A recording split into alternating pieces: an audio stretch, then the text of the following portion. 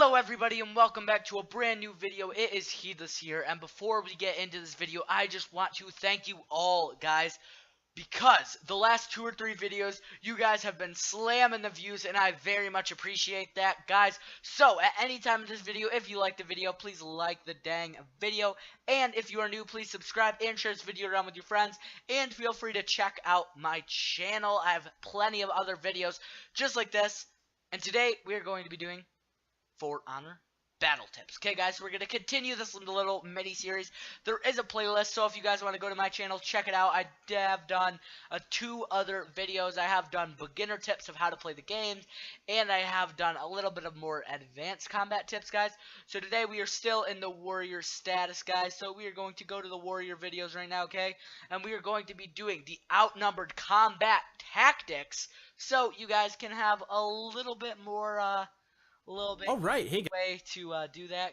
Okay, guys, so we're gonna watch this. Let's get right into it. Let's full screen this action right here. All right, hey guys, welcome to part 2 of my For Honor battle tips series. So last time we went over some of the basics, but this time we're gonna be getting. By the way, this is the same guy that did make the For Honor basics battle tips, how to play. The first ever video in my playlist for For Honor battle tips, it was by this guy.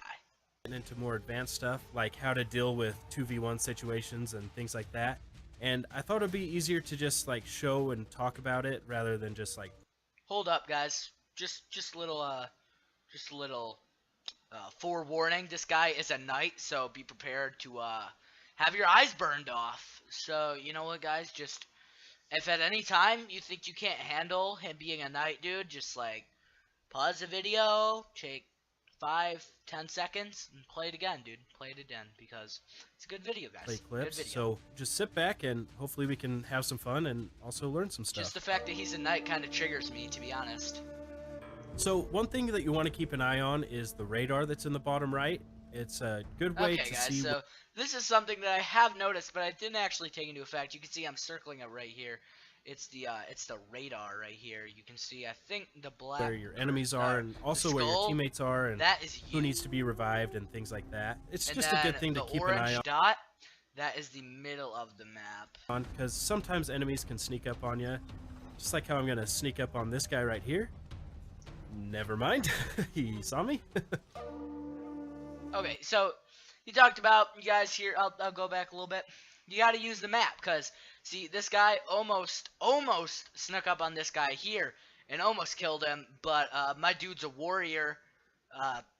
My dude, the Viking over here, you can't sneak up on a Viking. He's just too good, guys. Just a little heads up. Never mind. See, you guys, look, Viking, Stone Cold Savage right there. One of my favorite things is going like this.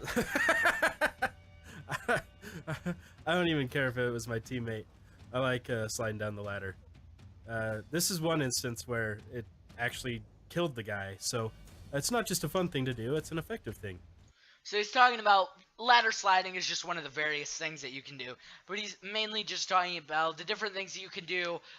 For example, like you can pick up and throw people off the map. We have talked about that in the last episode, how to pick and throw people. So just using your surroundings, maybe making it easier to run away, sliding down ladders, picking up, throwing off people. I'm sure there's some other examples. I just cannot think of any right now. So I'm going to kind of keep up against this wall because that limits this guy's attacks.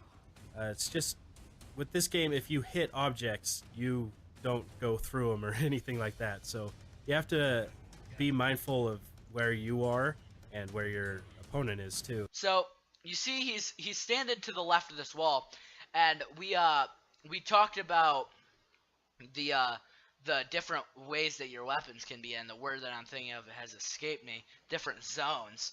So right now, being on that wall, this guy can't attack from his right, or this guy's the guy that we're watching, his left zone, because he would hit that wall and your weapons, like he said, don't go through the wall, so it's very limiting his zones.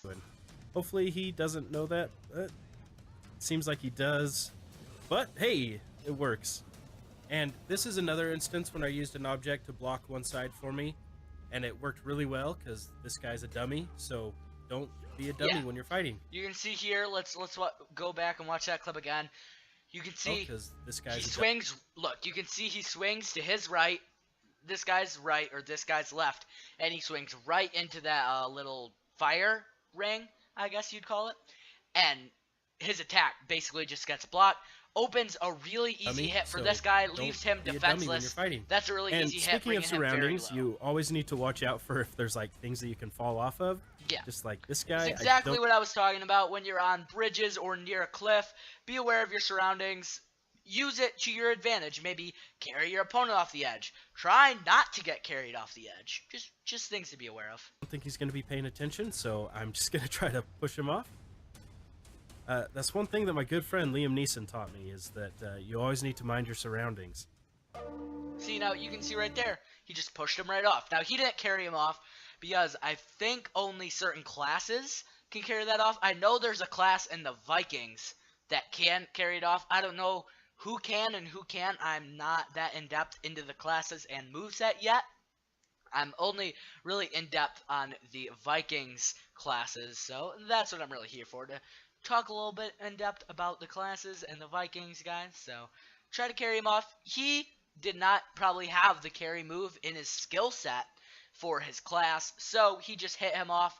And that's why you got to be aware of your surroundings. Don't fall off and hit other people off. Alright, so I got two people going against me, so this is where I need to pay attention to my external block. And what that is you can see the little red mark that's in the direction of the attack. Okay, guys, this says, when locked on an enemy, you can still block attacks from other enemies. Left guard for external enemies left of you, right guard for external enemies right of you, and then you use this. So that's pretty simple. Where the person I'm not locked onto is. So while I'm still locked onto the original guy, I can just move my guard into that direction and I can block it. And a good thing to know is that if you successfully block an incoming attack, you're going to block all other attacks for a half a second. So it's a good idea just to focus your attention on one. That's good. So you can see if maybe two people are swinging at you at the same time, try to pick the one that's going to hit you a little faster, because if you block the one that goes a little faster, it negates the other attack anyway, so it's basically a double block. One opponent and block their attacks, and this should help with blocking the attacks from the other enemy. You can see how he obviously didn't switch it that fast. You can see how it went. And this should help. He blocks here, and then automatically blocks this one, see? It blocks there, automatically blocked that second one. So it's just a cool thing that a game does. And then revenge mode. We talked a little bit about this yesterday. External block is a really good way to fill your revenge meter faster. So the more attacks you block, the faster your revenge mode is going to be ready to be activated. And what revenge mode is you get a short boost in your attacks, defense, and stamina. You pretty much just take steroids, is what I think of it. And it is really useful in situations where you're outnumbered, or just when you're by yourself. Oops, you don't have guys, so that seems like a very good thing. Let's rewatch that a little bit. Just to use external blocks, and just blocking in general, because it does really boost your meter for stamina and all that. So, and it is really useful in situations where you're outnumbered, or just when you're by yourself too. So you can just use external blocks, fill up, use it, use your revenge, and then kind of just go ham, just kill pretty much everyone in sight. So you don't have to just use it with 2v1, but it definitely helps. Oh, he's going to revive his teammate. All right, got ourselves a 3v1. That's a 3v1 situation there. You can see obviously. Great time to use revenge. He's blocking like all get these them all hits right on here. the one side. See, this is why you need to look at the radar. Let's see if we can Not looking get at him his to take each other radar. out though, because there is friendly fire. Like, this is a good instance of that. Because I really shouldn't have won, but I just used my surroundings and also revenge and friendly fire, and somehow came out on top. So remember, guys, you want people to be kind of like next to each other if they're on the same team and going for you. Because one, that makes it easier to do external blocks. And two, that makes it so they could be hitting each other, causing friendly fire, dealing themselves damage, making the fight easier on yourself.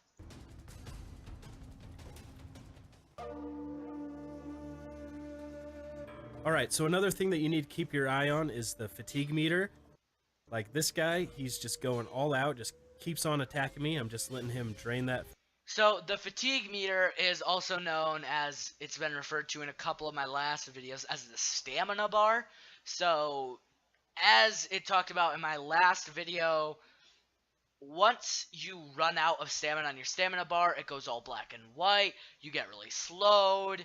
It's just really bad. If you run out of stamina, and you're in the middle of a fight, it's pretty much GG from there. Fatigue meter you can see under his health, and once your fatigue is out, you're going to be a lot slower, and everything kind of goes like black and white. Yeah, and yeah, you're that's what pretty I much just not said. at the top of your game, and that's how I was able to take him out so easy. And that is why you don't waste all your fatigue. And it's also why you always leave a note. All right, where are these last two guys? You always leave it. Right Dude, over I here. don't know what this guy's talking about, but Oh, I'm gonna drop the gate on him, can I? Yes. And see ya! oh man, this guy's a straight savage. Woo! Once again, you gotta watch your surroundings. Gotta watch your surroundings, guys, because I'm pretty sure he's familiar with the map, because he knew exactly where he was standing, and the first thing he thought about was pulling that gate down. So you really got to think about, one, your surroundings. I'm pretty sure he's very familiar with the map. So obviously, once you just start out, it's not going to be that easy. But as time goes on, those are things that you'll think about, not standing under the gate. And if something is standing under the gate that you are against, definitely be pulling the gate. Woo! Once again, you gotta watch your surroundings. Alright, well, I think that's it for this video. I hope you can put these tips to good use whenever you're outnumbered and come out on top. And I'm gonna have one more video out shortly that's gonna be talking about team strategies and stuff like that. But as always, I hope you enjoyed. So that is pretty much it from the video, guys. I hope you did enjoy that video. I hope that you can use those tips in the future. More For Honor tips in the future. I don't know what I just clicked on. But guys, remember, join the Vikings. And have a good day, everybody. Hope you enjoyed.